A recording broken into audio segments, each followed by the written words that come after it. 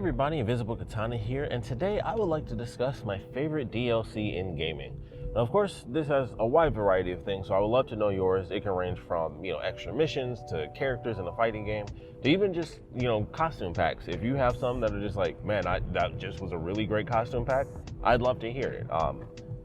To kick things off, and I'm gonna do it, as Joker said, I'm gonna do it, Batman. Resident Evil, of course. Resident Evil has some great DLC. Honestly, I feel like Capcom as a whole, and there's no pun intended in this, you only get this if you're a Resident Evil fan anyway, but I genuinely believe like Capcom and like Resident Evil are like the progenitors of DLC in gaming. It was just during the era where it was like, well, we can't update a cartridge over the internet, so here's 18 versions of Street Fighter 2.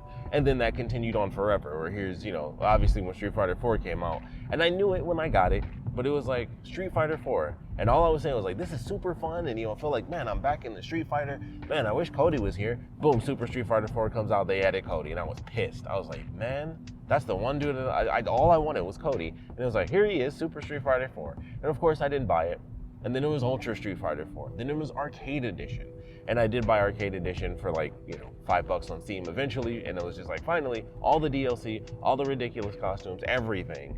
And I probably played for like 10 minutes. For being totally honest, I probably played for 10 effing minutes, and that was about it.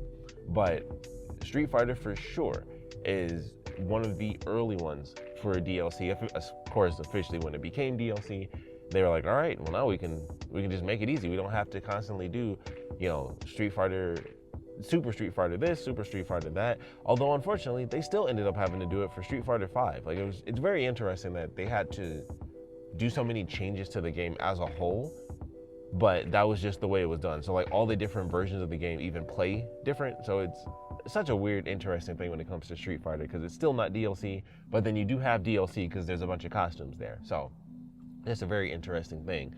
And when Street Fighter 5 came out, they actually did have a costume pack that I thought was cool. Of course, I've never bought Street Fighter 5. Like I know enough when I'm playing my games, what not to do. And I knew not to buy Street Fighter 5. Everybody said it, and I was like, okay, I won't buy Street Fighter 5. It's unfortunate, but also the game literally came out and had like, no arcade mode or something weird. Like, it basically had like one mode or two modes. It was a horrible disaster. I don't know what they were doing with Street Fighter 5, but that was the one where they actually did like the Resident Evil costumes for a couple characters, and it was like, oh, that's cool. Unfortunate it's over there. I wish they would bring those back for 6, because I think all the characters are still in there. And it's like, that would be nice. Just can we just bring that back? I guess I wouldn't pay for it anyway, so I guess it doesn't matter. But it would be nice to see, just for some Resident Evil representation. I'm always down for that. But of course, Resident Evil itself, tons of DLC. I think RE5 was the first Resident Evil game to officially get DLC. RE4, of course, had like its actual updated version. Once again, if you go with kind of the Street Fighter effect, it was pre-DLC, but it was the same thing. It was like, hey, what if we added a whole new mode and even added some new costumes and stuff? And that's what happened when RE4 went from GameCube to PS2 and beyond. So RE5 was the first one to officially get it. They had like the DLC chapters where not only do you play some stuff during the main campaign with Jill, but you also get like the flashback DLC, which was a really big callback to old school Resident Evil, where it's set in a mansion, and they even have like a little mechanic in the beginning of the DLC. If you press the button to basically leave out of the front door like 2 or 3 times, it changes the camera angles to fixed camera angles for like the first chunk of the DLC. And I always thought that was super cool, and I remember playing that, and it was like, that's really nice. And of course they have like Moonlight Sonata, and they have Jill play that. There's a funny video that you can watch where people did co-op, and the person playing Jill is just playing like the whole song, and then Chris is going off and just like fighting and asking for help because a bunch of enemies spawn. So that's a funny video you can find. But Resident Evil these days, of course, has DLC. Oddly enough, I don't really think 6 actually had DLC. I'm sure there was a ton of costumes. I mean, I wouldn't. Actually, yes, there's definitely DLC for Resident Evil 6. It just wasn't stuff that you bought, because they did have a lot of costumes that you could unlock, but they also had some, and this was back in the day, I was way into the stuff they were doing online. They had re.net, which isn't even a thing anymore. They like changed it to a different site now. But I was definitely like all in when RE6 was out. So they had like these little things where it's like, hey, if you do this mission, you get these many points, and you can like get all these little things for your online account.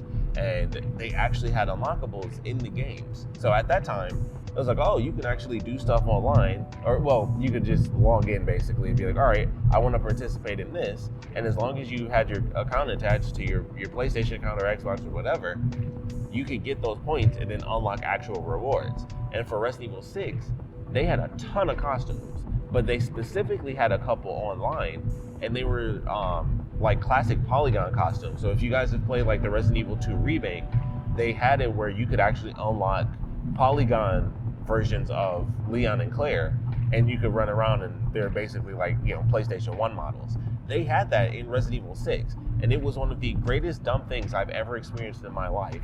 Or I should say it was one of the dumbest great things I've ever experienced in my life, because you could not use any costume in the main campaign. Any of them. You could only use the regular costumes the characters come with, and that's it. And they had like they had more than half a dozen costumes for every single character, but you could only play them in Mercenaries mode. It was the stupidest thing I'd ever seen. I'm like, why in the world do they have all these costumes, but they don't let you use any of them in the main campaign? Even if they don't show up in cutscenes, it's like, who cares? Let me use it in the actual game. Like, they have pirate costumes for Leon, they had a samurai costume for Chris.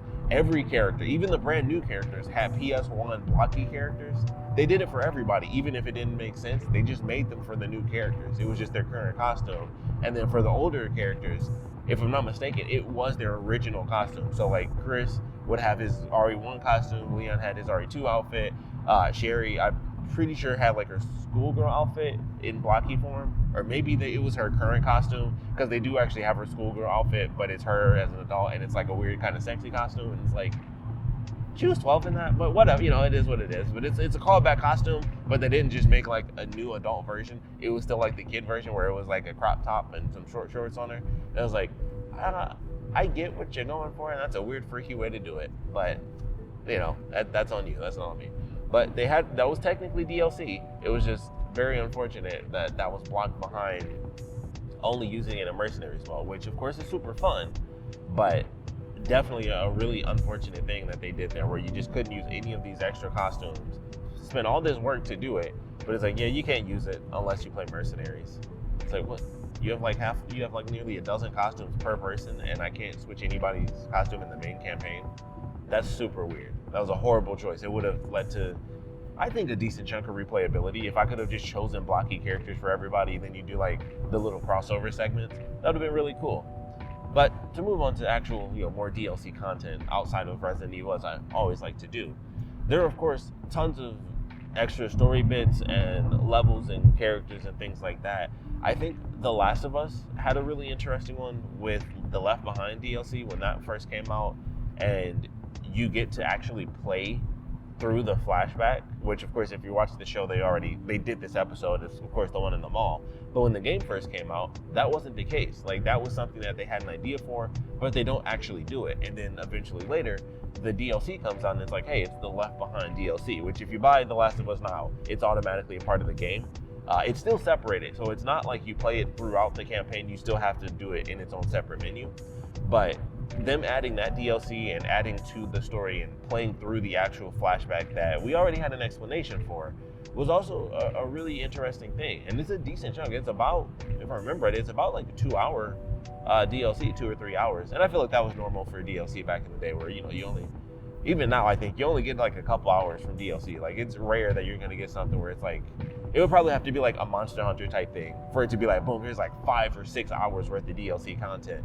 DLC was typically, you know, when it's story based, here's about 2 or 3 hours. I think even now with, just to jump back to Resident Evil a little bit, for the Separate Ways DLC that came out for Resident Evil 4, it's been so long since I played it, but I think that was about 3, maybe 4 hours. That one was a pretty decent length, so I definitely enjoyed that. But they definitely did a pretty interesting job for, you know, Last of Us. I thought that was a good DLC back then. and I would love to play it at some point. I'll get the remake of part 1 and I'll play through the DLC, because even that has dialogue that you could miss, because they have like a little water gun fight, and you can actually win or lose that. And I actually lost when I played, so I don't know what the dialogue is if you actually win the little water gun fight. So I thought that was cool. Back when they did that DLC, I remember playing it, and they actually had it integrated. And it's, back in the day when everything was like, get the app for this, or link your account on Facebook for this. And they had it where the girls did a moment in the photo booth, which I do believe they kept in the TV show. And if you did the thing in the photo booth, you could choose the silly faces they made, and you could actually get those pictures sent to you, because they would hit the button and nothing would print out. It'd be like, oh, I guess it's out of paper or whatever. That sucks. But if your account was actually tied to the game, they would like post that to you on Facebook, and you could actually get the pictures and make it like a Facebook post. So I thought that was cool back then. I don't know if they kept that feature in the remake, but you could actually use that to post to your own Facebook account. And it'd be like, hey, here's the pictures you took in the game. So I thought that was really cool back then, because I don't think I actually even knew that when I first did it. And then it was just like something random that popped up a little later, like, oh, it's tied to my account. That's actually kind of cool. So I thought that was a nice little feature back then. And I always like, just those little things that you can do. Well, that's definitely fun. Spider-Man, to talk DLC, they had a 3-part DLC with The City That Never Sleeps. Sadly, 0 DLC for Spider-Man 2. I was definitely looking forward to some DLC there. I think a lot of us were, but I don't know if it was the leak or if they genuinely never planned it, because there were, obviously within the leak, we found out a lot of things. And I feel like maybe they were just like, well, F it. Like, everybody knows what we're going to do. Let's just not even bother with the DLC. Obviously, they had the multiplayer game that they scrapped. And then, still hoping for, like, hey, it's been a hot minute since we've seen those claws come back. So I'm looking forward to hopefully getting that. But Spider-Man 1's DLC I thought was pretty fun. Of course, the fact that they were adding costumes to that game. They added costumes to the first Spider-Man game, even after they did the DLC. Like, there are so many costumes that I still haven't actually experienced, because I just never went back to download the game. So I'll see them, when I actually play the remaster version of the first game, because once again, that's another thing where it's like, at some point I will actually buy that game as well.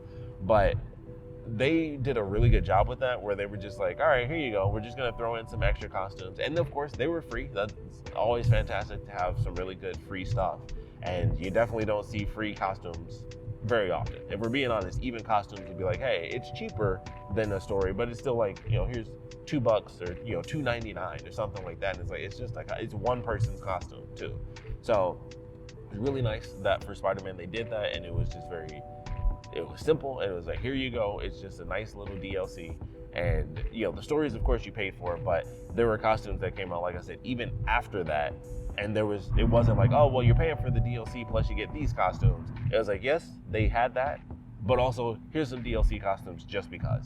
And I always love that. Like, that's definitely cool. I wish we had some more when it comes to Spider-Man 2. I know they added costumes even in that game, but I wish, personally, I like the Spider Armor Mark IV, and that was like one of my favorites in the first game, and that never made it to the sequel. And I was like, man, that was one of my favorites. So I was still a little upset about that one. I was like, I really like the Spider Armor. It became like one of my favorite costumes in general for the character, because I hadn't really read the comics of him in that costume, even though they were old at that point, of course. But I love that costume. So I was like, man, I wish they would add that junk to Spider-Man 2. But we'll see what happens when it comes to Spider-Man 3. I thought that maybe, who the F knows, with the final Spider-Verse film, it would have been totally possible that they would include some of the costumes from the second and third movie. But I don't know. I mean, they still could from the second movie, because we could still get like that Miles G. Morales costume, where I assume, he's the Prowler in that universe. That would be cool to get, but we might not have any new costumes to get, because who knows when that movie's coming out, sadly. But I did love the DLC for that. Horizon had some really good DLC. Like, they had, actually, the Horizon DLC, I think, was really long. I think they added like 6 to 8 hours worth of gameplay for that one. And that one's really fun. I forgot the actual name of it, but basically you go to a whole new chunk of the city.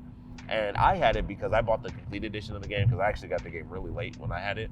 And I played through the campaign, and I had a great time with it. I love, I've mentioned before, but I actually love the Horizon games. And so the second game comes out, and I was like, man, I gotta actually beat the DLC for the first game. And it was really good. And you go to this whole section, and it's all snowy, ice and stuff. Like, you start off the campaign, and like the main location for like the end of the DLC and everything is legit just a straight up volcano. So it's like this giant volcano that has like billowing smoke coming from it. That's like your visual thing where it's like, it's kind of like in Legend of Zelda with like Breath of the Wild and stuff. It's like, there's the castle. Like you can see all the weird stuff going on over there. You can go there now if you want to check it out, but it's going to be a little weird. It's going to be tough. And that's kind of what it was like with that DLC. Like you could just see this giant volcano with smoke coming out of it, and it looks super cool. And then everything else around you is just a snowy tundra. But that was a really fun DLC, and I really love the fact that it was an entire snow area, because the game has a ton of different environments where you can go into a mountainous region. They had some segments where it was the snowy area. Like you technically even start in the snowy area of the game, but it wasn't the same as the DLC was, where it was straight up everybody is a part of like the same type of crew, and everyone's got like like their winter outfits on and stuff like that. It was a really fun DLC, which I didn't play until I even ended up getting my PS5 and I actually had the second game, and I was like, well, I guess I need to play this DLC now before I jump into the sequel. And it does, you don't have to actually do that. They do have a reference to it though, because there's some stuff that happens in the DLC, and they make like a very slight reference if you've actually done it in the second game. So I thought that was really cool, but it's literally like 2 or 3 lines where it's like, I noticed you did this. And it's like, yeah, it was pretty interesting. Maybe that can come back later. So in the third game, they could literally make that a part of the main content. So that'll be interesting to see, because it was technically DLC. And, I don't know. It's one of those things like, they slightly reference it, but they could make it a really big plot point, if I'm being totally honest, because it's kind of a surprise thing that happens. So we'll see what happens when it comes to Horizon 3. But I love that DLC. I thought it was really fun. And I always love the visuals of that game.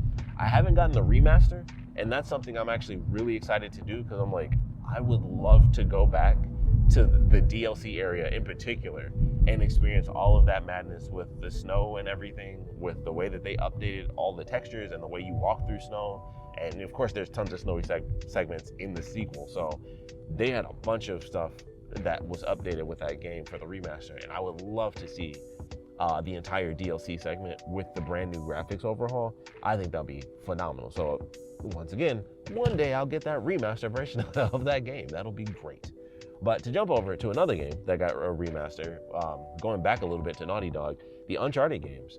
I mentioned this before in the multiplayer thing, but I bought all the DLC when it came to Uncharted, and that was straight up multiplayer. I think that's the only time I probably will ever do that, where I'm like, hey, I love this so much, I'm gonna spend money to get all the DLC and everything like that, and it's only for multiplayer. It wasn't, here are these extra costumes for single player, here's this, here's that. It's like, nope, multiplayer levels, you're just playing online, do you want to buy them? It's like, yes, I do, because I love the multiplayer for Uncharted.